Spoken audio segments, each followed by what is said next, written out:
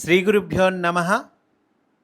యోగము భారతీయత ఇది మాస్టర్ ఈకే గారి ప్రసంగ గ్రంథము. అనగా మాస్టారి ప్రసంగమును పెద్దలు గ్రంథ రూపంలోనికి తీసుకొని వచ్చారు. ఆ గ్రంథములోని అంశాలను చెప్పుకుంటూ ఉన్నాము. నిన్నటి రోజున యోగ విద్య అంటే ఏమిటో చెప్పుకున్నాము. మాస్టారు చెబుతూ ఉన్నారు, ఇట్టి యోగము కావాలంటే ఏం చెయ్యాలి? మెదడులో ఉన్న మనస్సు హృదయము దగ్గరకు రావటాన్ని అభ్యాసం చేయాలి. అందుచే భగవద్గీతలో ఈ విషయాన్ని గురించి ఏం చెప్పారు? మనోహృది నిరుధ్యచ అని పరమాత్ముడు చెప్పాడు. అనగా మనస్సును హృదయమునందు నిరోధించవలసినది. యోగమును గురించి పతంజలి ఏమి చెప్పారు? యోగః చిత్తవృత్తి నిరోధః. మెదడులో జరుగుతున్న వర్తనాన్ని అంతను చిత్తవృత్తి అంటారు. అనగా మనస్సుకు ఇంద్రియముల ద్వారా బాహ్య ప్రపంచములో జరుగుతున్న ప్రవర్తన అంతటినీ కూడా చిత్తము యొక్క వృత్తి, చిత్తము వర్తించుట అంటారు. దాని నిరోధము అనగా చక్కగా దానిని ఉపసంహరణము చేసి హృదయము వద్దకు తీసుకొని వచ్చి నియంత్రణము చేసినట్లయితే యోగస్థితి వస్తుంది. యోగస్థితి వస్తుంది అంటే అప్పుడు ఏం జరుగుతుంది? తదా ద్రష్టుస్వరూపే అవస్థానం. దీపాన్ని చూస్తున్నప్పుడు మన మనస్సు లోపల దీపం రూపముగా ఉంటున్నది. అంటే మన మనస్సు దీపాన్ని చూస్తున్నప్పుడు దీపం రూపంగా ఉంటుందండి. శబ్దాన్ని వింటున్నప్పుడు శబ్దం రూపముగా ఉంటున్నది. ఎవరిని చూస్తుంటే వారికి కావలసినట్లుగా ఉంటున్నది. తెల్లవారి నిద్రలేస్తే సాయంకాలము రాత్రి పడుకునేదాకా ఏ పని చేస్తూ ఉంటే మనస్సు ఆ వస్తువుగా, ఆ పనిగా ఉంటున్నది. మీరుగా ఉండే సమయము చిక్కుటలేదు, స్వరూపము తెలియదు. ఒకదాని యందు ప్రవర్తించుచున్న మనస్సును ఎరుగుదురు కానీ మనస్సు దానికది ఎరుగదు. ఒక వ్యక్తితో కానీ ఒక వస్తువుతో కానీ వ్యవహరించుచున్నప్పుడు మనస్సు ఆయా రూపము ఎత్తుతుంటుంది. ఒక స్నేహితుని కలిసి కొనుచున్నప్పుడు మనస్సు స్నేహితునిగా వర్తించుచున్నది. శత్రువుని కలిసి కొనుచున్నప్పుడు శత్రువుగా వర్తించుచున్నది. క్రింది ఉద్యోగిని కలిసి కొనుచున్నప్పుడు క్రింది ఉద్యోగిగా వర్తిస్తోంది. అధికారిని కలిసి కొనుచున్నప్పుడు అధికారిగా వర్తిస్తోంది. దానికదిగా అనగా మీరుగా వర్తించటానికి సమయము లేదు. అట్టి అనుభూతి మనకిప్పుడు కావలెను. దానికై పెద్దలు సాధన చేయవలెనని చెప్పిరి. ఎలా సాధన చేసుకోవాలి? అనగా మనస్సును నిశ్చలము చేయవలెను. మనస్సును నిశ్చలము చేయటము ఎలాగండి? మనస్సును నియంత్రణ చేయండి, అటు ఇటు కదలనీయవద్దు అని కొందరు చెప్తారు. మంచిదే. మనస్సును నియంత్రించుట ఎట్లా? కనులు మూసుకొని ఏ ఆలోచన రాకూడదని మీలో మీరు అనుకున్నారనుకోండి, ఏం జరుగుతుంది?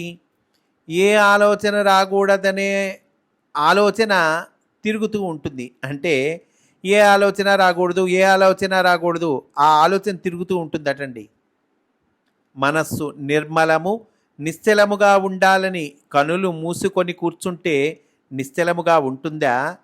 మనకు అక్కరలేనివన్నీ అది ఆలోచిస్తుంటుంది. మనస్సును ఉచ్ఛ్వాస నిశ్వాసల వంక నిలుపు. ఎలా నిలపాలి? ప్రశాంతముగా ముందు ఒక చోట కూర్చొని కనులు మూసుకొని నీ శ్వాస ఎట్లా నడుస్తుందో రోజుకు ఒక 10 నిమిషములు ఊరకే దానిని గమనించుకోండి. మనస్సుతో ఇంకేమీ లేదు, ఇంతవరకు దాని ఎడల శ్రద్ధ చూపకపోయినా శ్వాస తనంతట తానుగా నడుస్తూ నీ యందు దయ చూపుతోంది. ఇన్నాళ్లుగా దానిని నీవు పట్టించుకొనకపోయినా ఏదో శ్వాస అనేది ఉన్నదని మాత్రమే నీకు గుర్తున్నప్పటికీ అది నిన్ను దయతో రక్షిస్తోంది. దాని దయ అనపేక్షమైనది, అంటే ఆపేక్షను ఆశించనటువంటిదండి. శ్వాసకు మనము సహాయము చేయటానికి చాలా చిన్నవాళ్ళము. అది మన నుండి ఏమీ ఆశించకుండానే సహాయము చేస్తున్నది. దానికి ఏమీ వ్యాపార లక్ష్యాలు లేవు. మనకు సహాయము చేయటంలో దానికి ఎట్టి ప్రతిఫలాపేక్ష లేదు. మన ప్రపంచములో ఒక మనిషి ఈ కాలములో ఏదో ఒక ప్రతిఫలాపేక్షతోనే అవతలి వాడికి సహాయము చెయ్యటము జరుగుతోంది. రేపు అవతలి వాడితో ఏదన్నా పని ఉంటేనే ఇవాళ అతనికి గుడ్ మార్నింగ్ చెప్పుట జరుగుతున్నది కదా.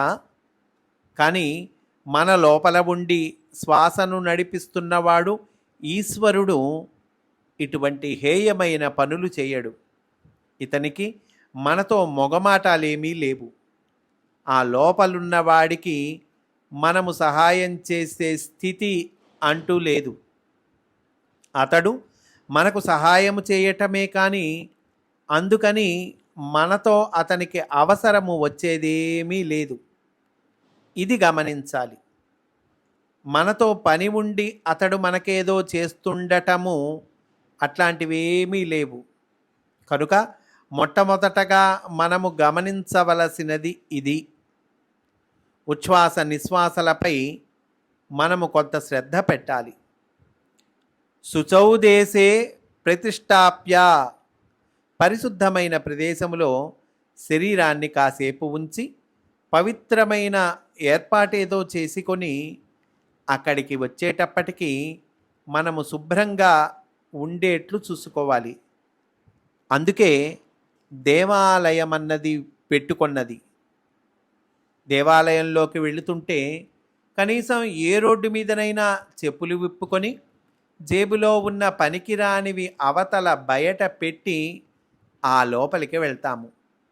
ఏదైనా మద్యపానము అలవాటున్న వాళ్ళు కనీసము ఆ లోపలికి వెళ్ళేటప్పుడైనా ఆ పని చెయ్యకుండా వెళతారు.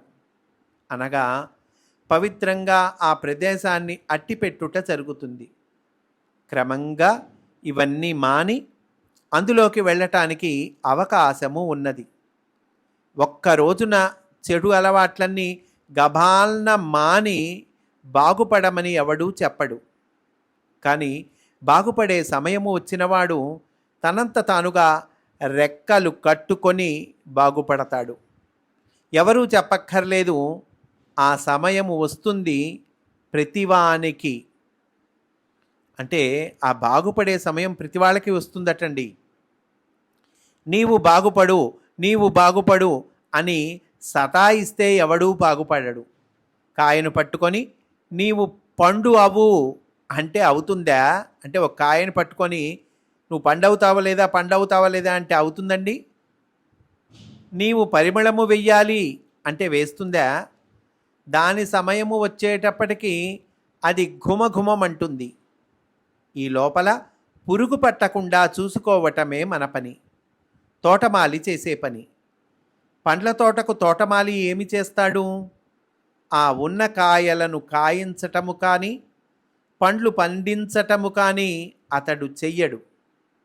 అది కాయ కాసి పండు పండే సమయము లోపల పురుగు పట్టకుండా చూడటమే అతడు చేసేది. కనుక జన్మ మొత్తములో ఆధ్యాత్మిక సాధనలో మనము చేసేదేమిటి? పెద్ద ఉపకారం అంటూ ఏమీ లేదు. మనకు జన్మ సార్థక్యమనే సమయము వచ్చే లోపల ఈ ఇంద్రియాలు, మనస్సు, బుద్ధి, ఈ శరీరము పుచ్చి కుళ్ళిపోకుండా జాగ్రత్తగా చూసుకొనటమే చేయవలసినది. ఏ పనులు చేస్తే ఇవి పాడవుతాయో అవి చేయకుండా, ఏ పని చేస్తే ఇది సహాయంగా ఉంటుందో అట్టి మంచి పనులు చేసుకునేందుకు తప్ప ఇంకేమీ లేదు. ఆత్మదర్శనానుభూతి కలిగే లోపు మనము శరీరాన్ని జాగ్రత్తగా నిలుపుకొనుటకు ఆధ్యాత్మిక సాధన మార్గదర్శనంగా తోడ్పడుతుంది. అంతే, మనము ఈ అనుభూతిని పొందటానికి చేసేదేమీ లేదు. దానంతట అదియే దైవానుగ్రహము వలన కలుగుతుంది. ఇది వచ్చేలోపు ఈ శరీరము ఎడల, ఇతరుల ఎడల మన కర్తవ్యాలను నిర్వర్తించవలసి ఉన్నది. అంటే దైవానుగ్రహము దానంతట అది వస్తుందన్నారు కదండి. ఆ వచ్చేలోపు మనం ఏం చేయాలి? ఈ శరీరము ఎడల, ఇతరుల ఎడల మన కర్తవ్యాలను నిర్వర్తించాలి అంటున్నారండి. ఇంతవరకే మనము చేసే ఆధ్యాత్మిక సాధన. రోజు ముందు శరీరాన్ని శుచిగా ఉంచుకోండి, మనస్సును కూడా శుచిగా ఉంచుకోండి. పళ్ళు తోముకొనుట, స్నానము చేయుట, దుస్తులను ప్రతిదినము శుభ్రము చేయుట, క్రమము తప్పక దుస్తులను మార్చుట, మీరు నివసించు ఇంటిని, గదిని మురికి లేకుండా శుద్ధముగా ఉంచుకొనుట చేయండి. వాతావరణములో ఉన్న దేవతలకు సహకారము అందిస్తే వాళ్ళు మనకు సహకారం అందిస్తారు. అగరవత్తులు వెలిగించుకొని దీపము, ధూపము మనము సాధన చేసే చోట పెట్టుకున్నట్లయితే మన చుట్టూ ఉన్న గాలి, నీళ్లు మొదలైన దేవతలను మనము అర్చించుకునే మార్గము తెలుస్తుంది. పరిశుద్ధమైన చోట, దేవాలయము లాంటి చోట శరీరముతో కూర్చోండి. ప్రతిరోజు ఒకే సమయమునకు కూర్చోనటము నేర్చుకోండి. ఏ సమయము అనేది మీ ఇష్టము, కానీ ప్రతిరోజు ఒకే సమయమునకు కూర్చుండటము మాత్రము కావాలి. ఎందుచేత? మన ఉచ్ఛ్వాస నిశ్వాసలు దేని మీద ఆధారపడి నడుస్తున్నాయి? కాల విభాగము మీద ఆధారపడి నడుస్తున్నాయి. గుండె కొట్టుకొనుట దేని మీద ఆధారపడి నడుస్తున్నది? కాల విభాగము మీద. గుండె కొట్టుకొనుటలో తేడా వస్తే గుండె జబ్బుల వైద్యుడు ఏమంటున్నాడు? హృదయ స్పందనము జారిపోతున్నది అంటున్నాడు. హృదయ స్పందనము జారిపోతున్నదంటే అర్థమేమిటి? అయ్యగారు టపా కట్టబోతున్నాడని అర్థము. ఎందుకని? హృదయ స్పందనములోని తాళము, లయ, విభాగము గుండె కొట్టుకొనవలసిన సరి అయిన వ్యవధానములోని పౌనఃపుణ్యము తప్పిపోతున్నవన్నమాట. ప్రాణమనేది ముఖ్యముగా కాల విభాగము మీద ఆధారపడి ఉన్నది. కనుక ప్రాణమనేది ఒక పాట అన్నారు. ప్రాణ సామవేద. ఉచ్ఛ్వాస నిశ్వాసములు కంఠములో ధ్వని పనిచేస్తున్నప్పుడు మనస్సు అనేది పుడుతుంది. ఆ మనస్సునే ఏమన్నారు? మన దైనందిన కార్యప్రణాళికకు పనికి వస్తుంది. కనుక మనో యజుర్వేద. మనస్సు అంటే యజుర్వేదము అన్నారు. కనుక వేదాల సంపుటాలు బయటకు అచ్చువేసి ఉన్నవి వేదాలు కావు. మనకి వేదములు అని పెద్ద పెద్ద గ్రంథాలు అచ్చువేసినవి ఉన్నాయి కదండి, అవి వేదాలు కావుటండి. మరి ఏంటండి వేదాలంటే? చూడండి, మాస్టర్ చెప్తూ ఉన్నారు. వేదాల సంపుటాలు బయటకు అచ్చువేసి ఉన్నవి వేదాలు కావు. వేదములను గురించి చెప్పినవి కనుక వేదముల సంపుటములైనవి. వేదముల సంపుటములు వేదములు కావు. ఉదాహరణకు రమణ మహర్షి గారి చిత్రపటము రమణ మహర్షి కాదు. ఇది అద్దమున్ను, కాగితమున్ను, సిరాయున్ను. కానీ మనకు రమణ మహర్షి గారి సాన్నిధ్యము చేకూర్చుకొనుటకు ఆధారమైనది కనుక ఇది రమణ మహర్షి అంటున్నాము. ఒక అర్థములో నిజమే, వారు రమణ మహర్షి గారండి అని ఆ ఫోటోను చూపించే అన్నారనుకోండి, తప్ప నిజమే కదా. కానీ అద్దమును, ఆ కాగితమును, ఫ్రేమును రమణ మహర్షి అని అర్థమా? తప్పు కదా.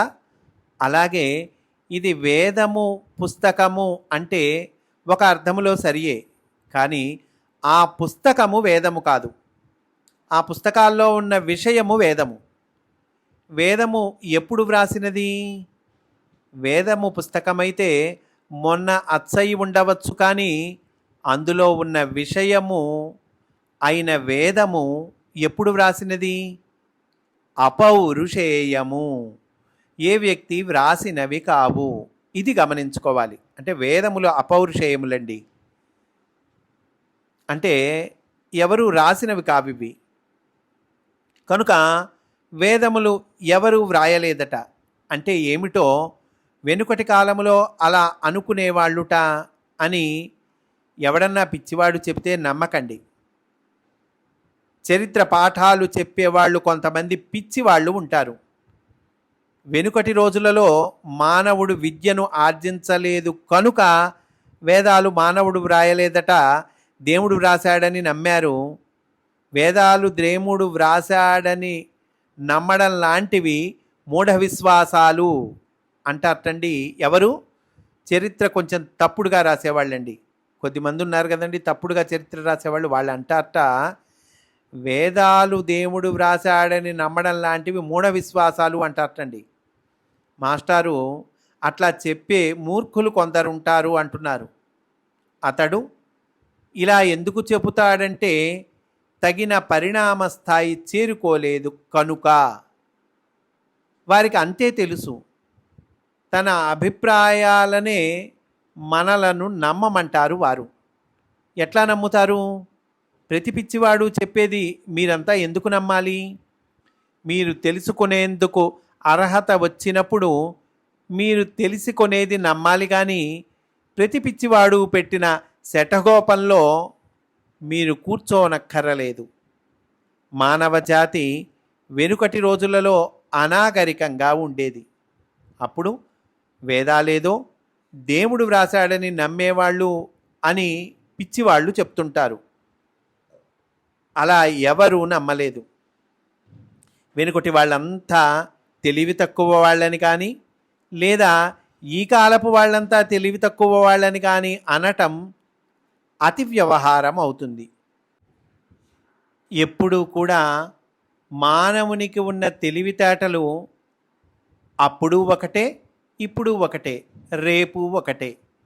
ఇంగిత జ్ఞానము అనేది ఎప్పుడు ఒకటే ఉన్నది అంటున్నారండి మాస్టారు. ఈరోజు ఇక్కడితో పూర్తి చేసుకుందాము. అయితే ఈ ఒక ఎపిసోడ్కి ఇంకొక ఎపిసోడ్కి కనెక్షన్ ఉంటుందండి.